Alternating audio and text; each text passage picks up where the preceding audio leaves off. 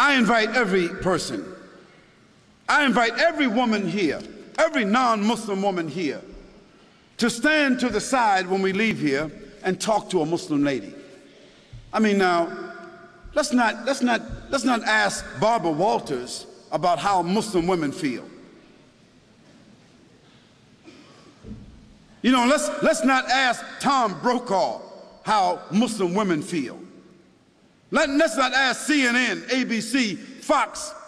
Let's not ask the London Times or the Australian Times. Let's not ask non-Muslims about how Muslim women feel, how they live, what are their principles, what are their challenges. If you want to be fair, ask a Muslim woman. Ask my wife.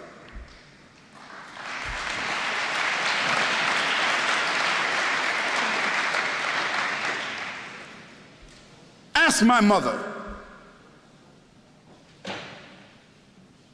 You see, ask a Muslim woman that knows her religion, who has a relationship with her Creator, who is stable in her society, understanding her responsibilities, her relationships. Ask her. And after that, I think you should be fair, that you don't need to ask someone else. But the problem is, no one really wants to ask Muslim women.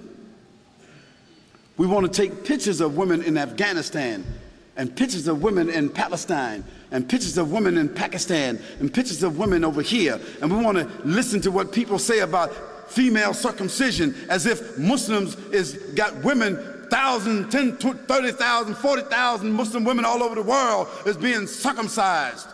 Some crazy Steven Spielberg stuff.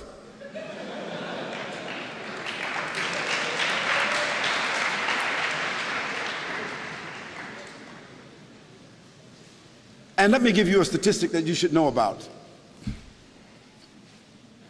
If you take a quota in this room right here, I'll tell you this. Most every Muslim woman in this room will be a college graduate, or is a college graduate, or is very intelligent and very much socially endowed. And within her family structure, we find that women control the wealth more so than men. Now, what does that say to you?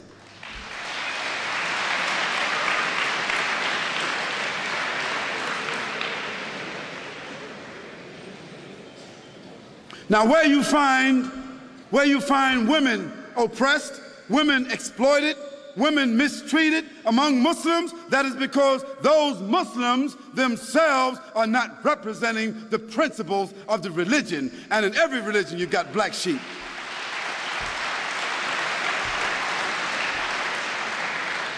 But then again, you can't tell me that the 148,000 prostitutes that walk the streets in the UK, or the 76,000 prostitutes that walk the streets of Holland that have licenses to do so, you can't tell me that all these little young, naked little girls walking around Australia with no clothes on, you can't tell me that they represent liberation.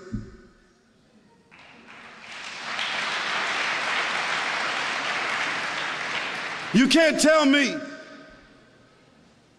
that the 2,350 abortions, murders that take place with these young women, you can't tell me that that represents sophistication. You can't tell me that that represents liberation. You can't tell me that a naked woman sitting on a chocolate bar, a naked woman selling everything, toothpaste, everything, you can't tell me that doesn't represent exploitation. So let's put things in context. Let's talk about things correctly, and let's be fair, and let's be objective. We can talk about that a little bit more if you want to. And let me give you one more statistic. One more. prostitution, venereal disease, abortion, and pedophilia. And this horrendous number of children being raped and kidnapped that exists in the Western world. It is almost unheard of in the Muslim world.